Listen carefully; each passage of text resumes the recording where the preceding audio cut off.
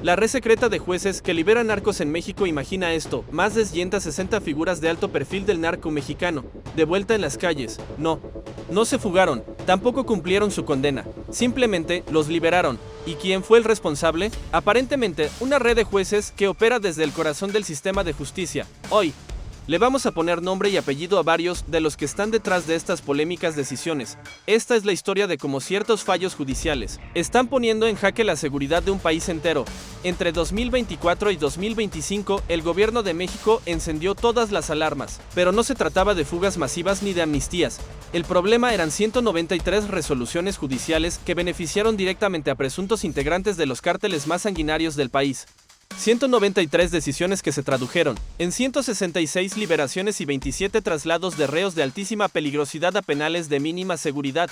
Estamos hablando de miembros del cártel de Sinaloa, del Jalisco Nueva Generación, de la familia michoacana, de los Zetas, jefes de plaza, operadores, financieros, sicarios, individuos acusados de narcotráfico, secuestro, delincuencia organizada y homicidio. Y de repente, gracias a la firma de un juez, estaban libres o reubicados en condiciones que, seamos sinceros, facilitan que se escapen o que sigan operando. Desde adentro, la pregunta es inevitable. ¿Son errores aislados de un sistema de justicia sobrecargado o estamos viendo un patrón, algo sistemático? ¿Es esta la prueba de una red de corrupción judicial que está pudriendo desde adentro la lucha contra el narco? Sección 1. El caso emblemático, Gregorio Salazar Hernández. Para entender cómo funciona esta maquinaria de impunidad, hay que ponerle un rostro al problema. Y ese nombre, señalado directamente desde la cúpula de la Seguridad Nacional, es Gregorio Salazar Hernández, un juez de control asignado nada más y nada menos que al Centro de Justicia Penal Federal del Altiplano. El penal de máxima seguridad más famoso de México. El caso que lo puso en el ojo del huracán fue el de José Alfredo Cárdenas Martínez, alias El Contador. Y ojo, no era un delincuente cualquiera, era el sobrino del legendario Capos y el Cárdenas Guillén y uno de los líderes del cártel del Golfo. El Contador tenía encima un proceso de extradición a Estados Unidos, donde lo buscaban por 9 delitos federales. Pero a pesar de su historial y del pedido formal de Estados Unidos, en noviembre de 2024, el juez Salazar Hernández tomó una decisión que dejó a todos con la boca abierta. Le revocó la prisión preventiva. Su argumento fue que la Fiscalía General de la República FGR no había justificado bien por qué el Contador tenía que esperar su juicio en la cárcel. ¿Y la alternativa? Medidas que para muchos son una burla: firmar cada semana en un reclusorio, no salir del país y pagar una fianza de 5 millones de pesos. Y así, como si nada, un presunto líder del cártel del Golfo, buscado por Estados Unidos, se fue a su casa a seguir el proceso desde la calle. La reacción de la FGR fue inmediata y durísima. Calificaron la decisión de inadmisible y anunciaron que no solo la iban a impugnar, sino que le abrirían una investigación al propio juez por obstrucción de la justicia. El fiscal general dijo que este caso era clave y que iban a buscar sentar un precedente, pero el caso del Contador no era el único en el expediente del juez. Las autoridades también lo señalaron por liberar en enero de 2023 a otro sobrino de Osiel Cárdenas, Mario Alberto Cárdenas Medina, el Betito, y en marzo de 2024 decidió no vincular a proceso a Juan Enrique N., otro supuesto operador del mismo cártel. Para el gobierno, el patrón era innegable.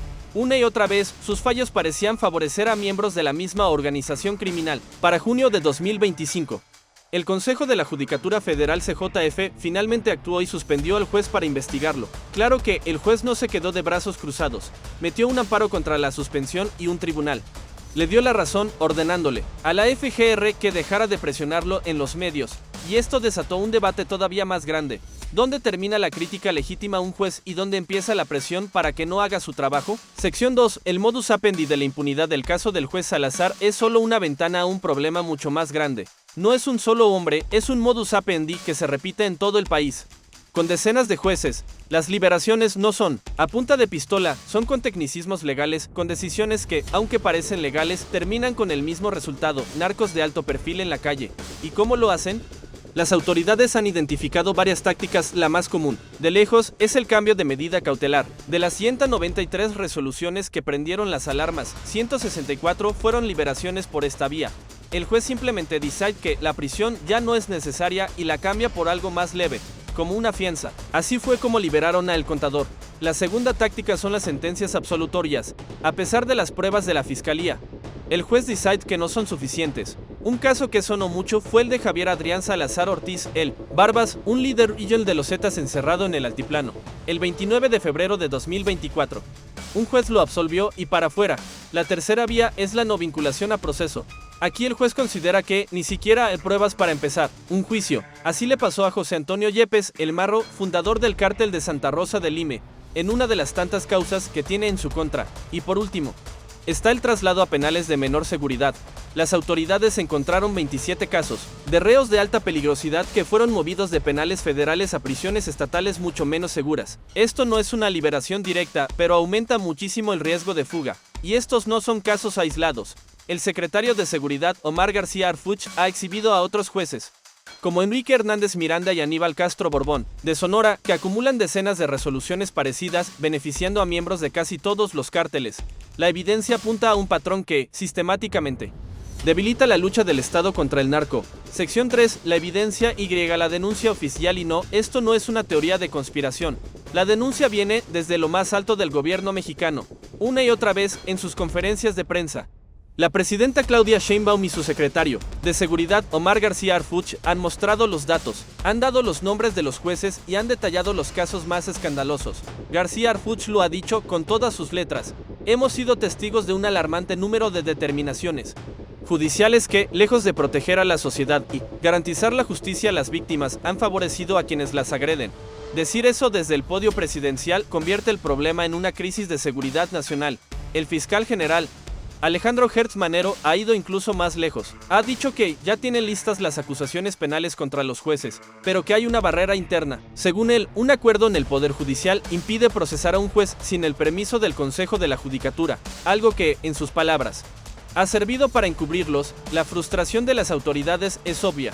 De hecho, el propio gobierno ha usado este riesgo como argumento para justificar la extradición masiva de 29 capos a Estados Unidos, incluyendo a gente como Miguel Ángel Treviño Morales, el Seite 40. Es una confesión brutal. El gobierno mexicano se siente más seguro entregando a sus peores criminales a otro país que confiando en su propio sistema de justicia para mantenerlos encerrados. Medios como El Universal, sin embargo, y Milenio han seguido estas denuncias, amplificando la información y publicando sus propias investigaciones.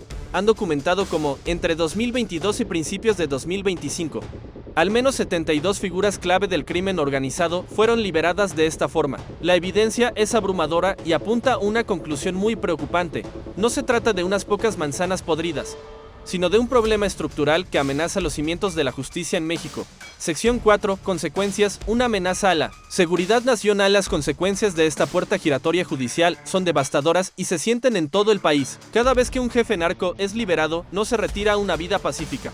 Vuelve a tomar el control, reactiva sus redes de violencia y, muchas veces, busca vengarse de sus rivales o de las autoridades que lo atraparon. La liberación de estos individuos le echa más leña al fuego de la violencia que no para en México. Regiones que estaban más o menos en paz vuelven a incendiarse cuando un capo regresa a disputar el territorio. Y mientras tanto, el trabajo del ejército y de las policías se va a la basura. Arriesgan su vida para detener a un objetivo prioritario, solo para verlo libre meses después por la firma de un juez. Esto tiene un efecto desmoralizador terrible en las fuerzas del orden y, peor aún, destruye la confianza de la gente en la justicia. Si la gente ve que ni los criminales más peligrosos pagan por lo que hicieron, ¿qué esperanza queda para los delitos del día a día? La impunidad se vuelve la norma y la sospecha de corrupción lo mancha todo. El gobierno ha dicho que esta situación es uno de sus principales argumentos para impulsar una reforma profunda al poder judicial, una que busca que los jueces y magistrados sean elegidos por voto popular. La idea, dicen, es que si le responden al pueblo, serán menos corruptibles. Pero los críticos de la reforma advierten que eso podría politizar la justicia y que los jueces terminen respondiendo a partidos en lugar de a la ley. Sea cual sea la solución, el diagnóstico es claro. La capacidad de los cárteles para, presuntamente, comprar o manipular fallos judiciales es una de las mayores amenazas para la seguridad de México. Es un cáncer que ataca al Estado desde adentro, convirtiendo las cortes, que deberían ser el último refugio de la ley, en otro engrane de la maquinaria criminal. Conclusión Y llamada a la acción. Repasemos. Vimos los números, más de 160 liberaciones. Vimos los nombres, Gregorio Salazar Hernández. Entendimos el método, cambios de medidas, sentencias que absuelven y traslados irregulares. Y escuchamos la denuncia de las propias autoridades. Esto no son errores aislados. Es un patrón. Una presunta red de jueces que con sus firmas benefician a criminales peligrosísimos mientras la violencia sigue en las calles. Cada una de esas firmas es un golpe a la seguridad de Millones de mexicanos, y un insulto a las víctimas.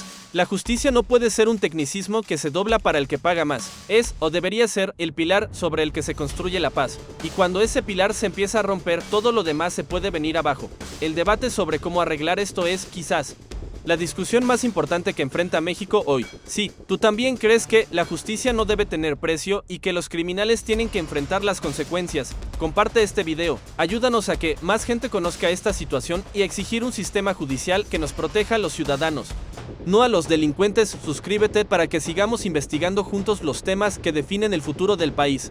La indiferencia es la mejor amiga de la impunidad, no se la hagamos tan fácil.